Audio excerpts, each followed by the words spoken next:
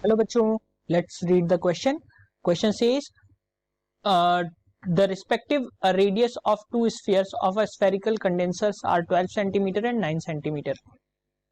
The dielectric constant of the medium between them is 6.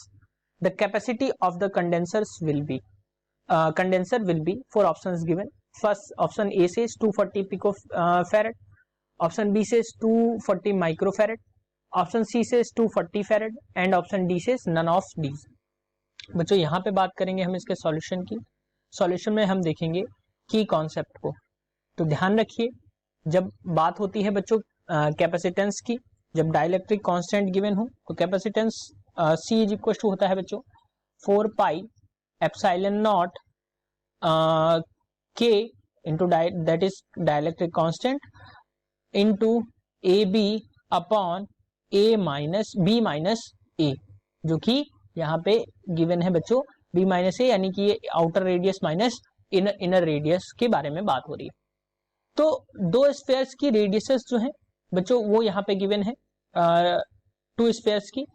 तो एक spherical condenser है, उसकी रेडियस जो है वो यहाँ पे गिवन है 12 सेंटीमीटर आउटर रेडियस है, 9 सेंटीमीटर इनर रेडियस है, और उनके बीच में जो कांस्टेंट है डाइलेक्ट्रिक कांस्टेंट है वो 6 है.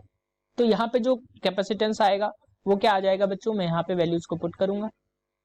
तो C इज इक्वल टू, यहाँ पे ध्यान रखिए जो B की वैल्यू गिवन है, B की वैल्यू गिवन है वो गिवन है बच्चों 12 सेंटीमीटर, यानी कि इसको मैं लिख सकता हूँ 12 into 10 to the power minus 2 metre.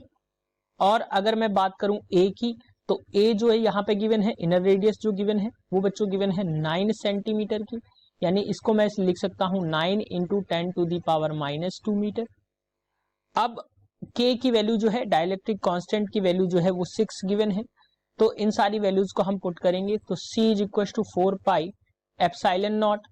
और अगर बच्चों मैं 4 पाई एप्सिलॉन नॉट की वैल्यू देखूं तो हो जाएगी बच्चों 1 upon 9 into 10 to the power 9 into K की वैल्यू हो जाएगी 6, और ए बी की वैल्यू, ए बी के लिए अगर मैं देखूं तो 12 into 9 into 10 to the power minus 2 into 2, तो ये हो जाएगा minus 4 upon B minus A, ये हो जाएगा 3 into 10 to the power minus 2 के बराबर.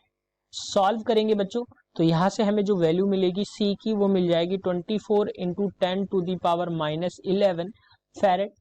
अब अगर यहां से देखें तो मैं इसको ऐसे लिख सकता हूं 240 into 10 to the power minus 12 farad, और 10 टू दी पावर माइनस 12 जो होता है बच्चों ये होता है पिको के बराबर. तो 24 पिको फैरेड के बराबर जो कैपेसिटेंस आएगा वो क्या आएगा बच्चों 24 पिको फैरेड के बराबर. ऑप्शंस की बात कर लेते हैं तो option A is the correct answer, that is 240 pico farad.